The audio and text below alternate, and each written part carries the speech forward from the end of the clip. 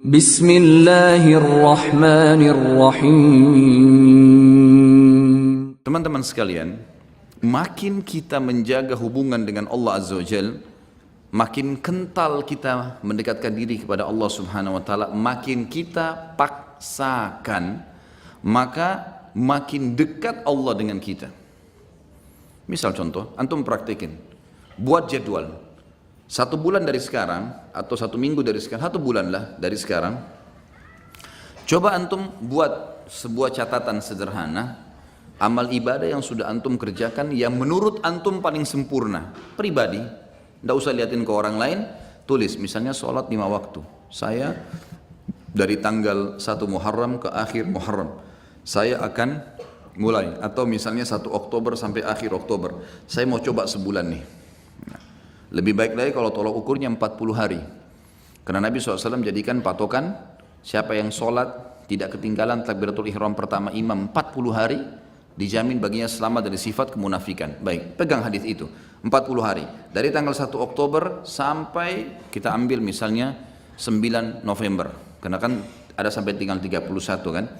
Baik, sampai 9 November buat jadwal itu memang harus dipaksakan, paksa, nggak pakai cerita main-main, ini harus buat program dan antum harus mulai sendiri, paksain, mau apapun godaannya tidak ada ceritanya. Seperti antum kalau lagi lapar, orang mau bicara apapun antum tidak pusing, yang penting saya harus makan dulu karena laparnya berbahaya. Seperti itu butuhnya dengan ibadah.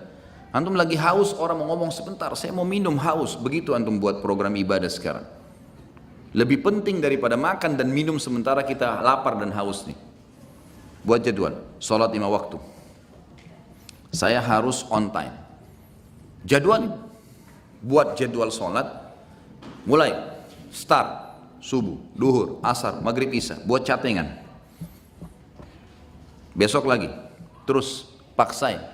Karena 40 hari jaminan selamat dari sifat munafik. Antum tidak akan pernah dusta seumur hidup, tidak akan pernah ingkari janji, tidak akan pernah khianati amanah, tidak akan pernah berbuat curang. Jaminan dari baginda Nabi SAW. Dan tidak mungkin Nabi salah, tidak mungkin Allah salah. Ada sahabat 2 orang, adik kakaknya sakit perut, datang ke Nabi SAW. Ya Rasulullah, adiknya bilang, kakak saya sakit perut. Kata Nabi SAW, minumkan madu, kasih madu. Adiknya kasih madu. Rupanya adiknya buru-buru, kakaknya masih kesakitan, kembali lagi ke masjid. Ya Rasulullah, kakak saya masih belum sembuh. Apa kata Nabi SAW? Minum lagi, cari obat lain? Tidak. Nabi ajarkan sebuah konsep dasar ini. Kata Nabi SAW, Allah pasti benar dan perut kakakmu yang bohong. Enggak mungkin Allah salah. Sabar, minum, yakin, pasti Allah pasti benar, perut kakakmu yang bohong. Penanaman akidah yang luar biasa, harus difahami ini. Buat jadwal, saya belum pernah baca Quran sehari. Baik, sekarang baca. Lebih mudah bagaimana? Habis sholat, buat jadwal ini coba. Setiap habis sholat teman-teman, habis zikir jangan berdiri, hitung pakai stopwatch 5-10 menit, tidak usah lebih. Antum buru-buru 5 menit saja, buka Quran, baca. Pokoknya baca. Kalau antum bisa baca 2 lembar setiap habis sholat, 1 lembar, 2 lembar, sampai isya itu berarti bisa 10 lembar per hari. Atau kita ambil ayat lah, 10 ayat habis sholat. 1 hari antum punya 50 ayat. Apalagi kalau antum bisa 20 ayat, bagus kan? 20 ayat subuh, 20 ayat duhur, 20 ayat asar, 20 ayat maghrib, 20 ayat isya. Kalau ada yang lewat, misal maghrib gini ada taklim, habis isya nanti saya double jadi 40 ayat, atau sebelum tidur. Pokoknya 1 hari target saya 100 ayat misal. 100 ayat sehari teman-teman, 6.000 lebih ayat Al-Quran. Itu bisa antum khatam cepat sekali, hanya baca. Harus paksain. Zikir pagi sore, jangan berdiri dari tempat antum habis sholat subuh kecuali sudah zikir subuh. Harus. Apapun godaannya enggak, duduk dulu sebentar. Dan teman-teman, saya pernah praktekin zikir pagi, asal antum sudah rutin lakukan, maksimal 12 menit, maksimal udah. 12 sampai, ini kita baca zikirnya. Kalau ditambah dengan wirid yang lain seperti la ilaha illallah wahdahu la syarika lah, ini saya pernah baca 100 kali, saya praktekin ya. Dengan tidak terlalu buru-buru, tidak juga terlalu pelan. La ilaha illallah wahdahu la syarika lah, lahul mulku wal hamdu wa huwa ala kulli syai'in qadir. La ilaha illallah wahdahu la syarika lah. Jangan berhenti mulut antum, sambung, nyambung. Itu 7 menit selesai 100 kali. Jadi semua paling lama 20 menit. Duduk dia di situ. Apalagi kalau antum duduk sampai syuruk, itu Masya Allah, bagus sekali. Saya yakin 20 ayat dan zikir pagi tuntas tuh. Waktu syuruk. Jangan ngomong teman-teman sekalian, kecuali ada taklim. Syuruk tapi ngobrol di pojok sana, ngobrol di sana, ada apa ngobrol? Nanti sebentar ngobrol itu. Kasih haknya, jadwalin. Harus sudah selesai nih. Habis asar jangan berdiri. Tunggu sampai zikir antum sore selesai. Syaitan punya standar godaan. Nanti aja di jalan, nanti aja di rumah. Sampai sekarang masih banyak pasti belum zikir sore ini. Syaitan suka goda. Duduk, paksain. Jadwalkan, gitu kan? Sehari itu semua amal-amal harian yang rutin semua harus on time. Antum jalanin seminggu lah, on time. Fokus ini saja dulu. Kalau sudah minggu yang kedua, buat coba selain yang on time ini, buat plus-plus.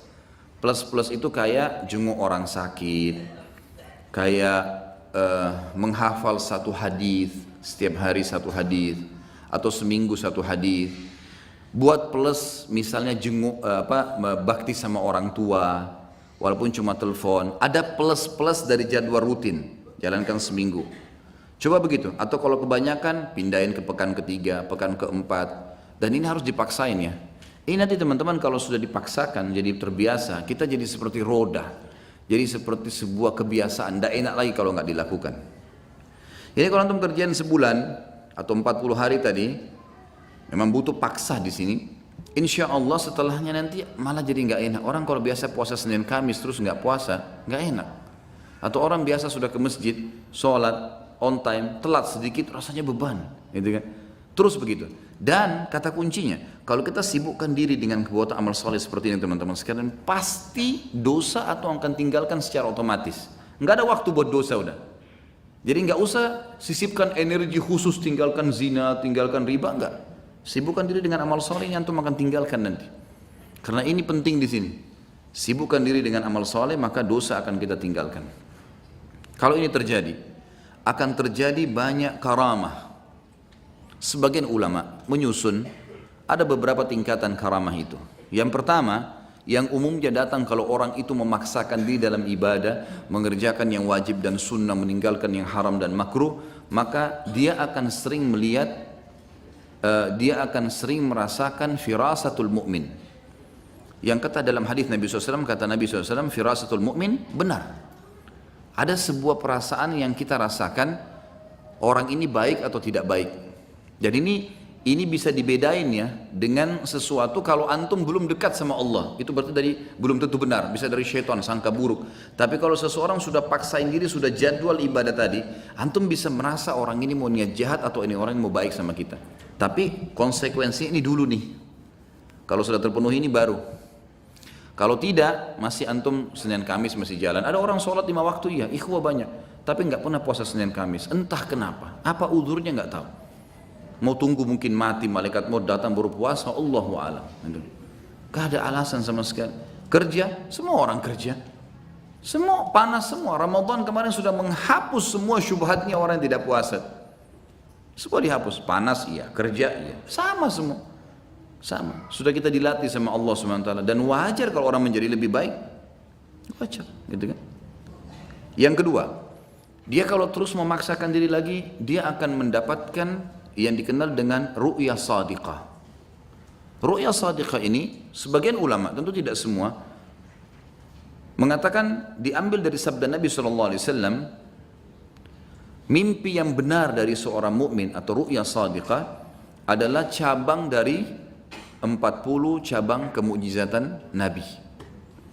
Dalam hadis lain dikatakan tidak tertinggal lagi sesuatu yang benar menjelang hari kiamat kecuali mimpi yang benar dari orang mukmin. Misal antum mau pergi umrah atau mau pergi haji, mimpi lihat Ka'bah. Ada orang tua kita mau datang silaturahim, kita mimpi beliau datang, gitu kan?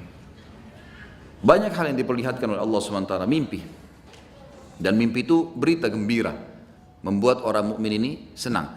Kata para ulama, kalau orang ini belum memaksakan diri ke target-target tadi, mengerjakan semua perintah wajib atau sunnah, meninggalkan semua larangan haram atau makruh, maka bisa saja mimpinya itu bercampur baur dengan hilm. Hilm ini lawannya ru'yah sadiqah. Ru'ya sadiqah, mimpi yang benar dari Allah, sementara hilim dari syaitan. Jadi kalau antum masih mimpi, nggak tahu ini benar dari Allah atau bukan ya. Nah ini karena masih belum sampai pada itu. Tapi orang kalau sampai pada tingkat ini, sebagian ulama mengatakan seperti sabda Nabi SAW. Memang orang mukmin akan mimpi ru'ya sadiqah itu. Orang mimpi ru'ya sadiqah. Ini yang kedua. Kemudian datang yang ketiga yang setelahnya adalah hal-hal yang terjadi yang memang Allah Subhanahu wa taala sesuaikan dengan keadaan orang itu. Bisa saja lisannya menjadi petunjuk bagi orang.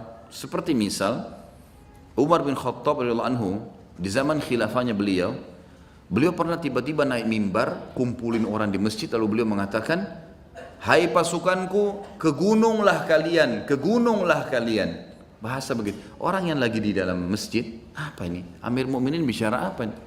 Ke gunung, tidak ada pasukan di masjid, bukan pasukan ini. Orang belum mengerti pada saat itu. Lalu Umar bin Khattab turun dari mimbarnya. Orang juga nggak ada yang nanya. Selesai. Ternyata Umar bin Khattab lagi mengirim pasukan di perbatasan wilayah Persia. Datang pasukan tersebut, lalu mereka yang memberikan kesaksian. Mereka mengatakan, "Ya Amir Mukminin, Allah telah berikan kami kemenangan." Kata Umar, "Bagaimana kalian menang di depan orang-orang semua?" Kata mereka, "Kami pada saat didesak oleh musuh dan kami yakin kami akan kalah, kami yakin akan dibantu oleh musuh. Tiba-tiba kami mendengarkan suara Anda yang berkata, 'Wahai pasukanku, ke gununglah, ke gununglah.' Dan kami lihat di belakang kami ada gunung, kami naik ke gunung tersebut, mengatur strategi, kemudian kami melemparkan anak-anak panah ke musuh dan kami menang."